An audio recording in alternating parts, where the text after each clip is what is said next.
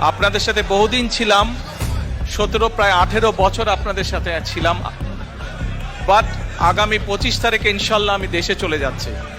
প্রায় দেড় যুগ পর দেশে ফিরছেন তারেক রহমান। বাংলাদেশের রাজনীতিতে যা কোনো নেতার সবচেয়ে দীর্ঘ প্রবাস জীবন। কিন্তু প্রশ্ন থেকে যায়, কেন দেশ ছাড়তে হয়েছিল তারেক রহমানকে? কেন এতদিন দেশে ফিরতে পারেননি তিনি? আর কেমন ছিল তার এই দীর্ঘ রাজনৈতিক নির্বাসন? 2007 সালে ফখরুদ্দিন আহমেদের নেতৃত্বাধীন তত্ত্বাবধায়ক সরকারের সময় দুর্নীতির অভিযোগে গ্রেফতার হন শেখ হাসিনা ও খালেদা জিয়া সহ শীর্ষ রাজনৈতিক নেতারা। সেই ধারাবাহিকতায় 7 মার্চ ঢাকার ক্যান্টনমেন্টের মইনুল রোডের বাসা থেকে গ্রেপ্তার হন তারেক রহমান। প্রায় 18 মাস কারাভোগের পর 2008 সালের 3 সেপ্টেম্বর মুক্তি পান তিনি।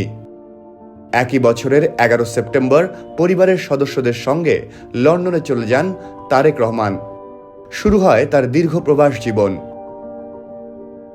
লন্ডনে থেকেও তারেক রহমান ছিলেন বিএনপি রাজনীতির কেন্দ্রে। দলের শীর্ষ নেতাদের সঙ্গে নিয়মিত যোগাযোগ, অনলাইন বৈঠক, আন্দোলন ও কৌশল নির্ধারণে সক্রিয় ভূমিকা রাখেন। 2009 সালে বিএনপির 5ম জাতীয় কাউন্সিলে তিনি সিনিয়র ভাইস চেয়ারম্যান নির্বাচিত হন। 2016 সালেও একই পদে পুনর্নির্বাচিত হন। 2018 সালের 18 ফেব্রুয়ারি খালেদা জিয়ার কারাদণ্ডাদেশের পর থেকে তিনি বিএনপির ভারপ্রাপ্ত চেয়ারম্যানের দায়িত্ব পালন করে আসছেন।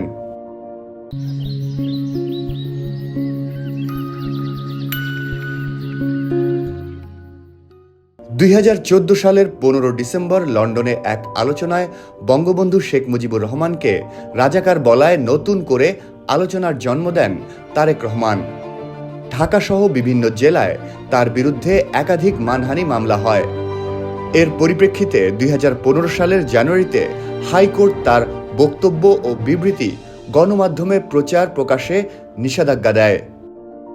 মূলধারার গণমাধ্যমে তার বক্তব্য বন্ধ হয়ে গেলেও রাজনৈতিক আলোচনা থামেনি। 2018 সালে বিএনপি আনুষ্ঠানিকভাবে জানায় তারেক রহমান লন্ডনে রাজনৈতিক আশ্রয়ে রয়েছেন। 2012 সালে করা তার রাজনৈতিক আশ্রয়ের আবেদন 1 বছরের মধ্যেই যুক্তরাজ্যে গৃহীত হয়। আওয়ামী লীগ সরকারের সময় তারেক রহমান তার অনুপস্থিতিতেই একাধিক মামলায় দোষী সাব্যস্ত হন এবং অসংখ্য মামলার মুখোমুখি হন।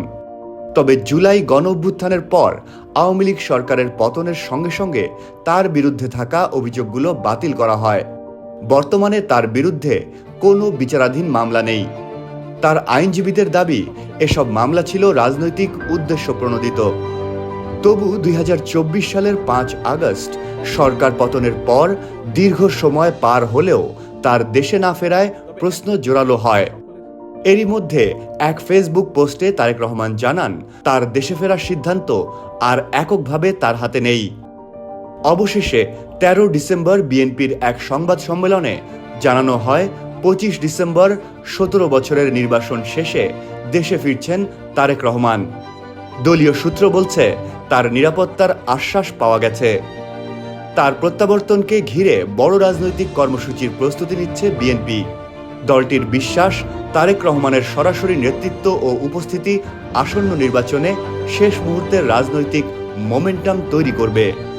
সেই লক্ষ্যেই তারেক রহমানের প্রত্যাবর্তন এখন শুধু দীর্ঘ রাজনৈতিক নির্বাসনের সমাপ্তি নয়, এটি বিএনপির নির্বাচনী কৌশলের কেন্দ্রবিন্দু।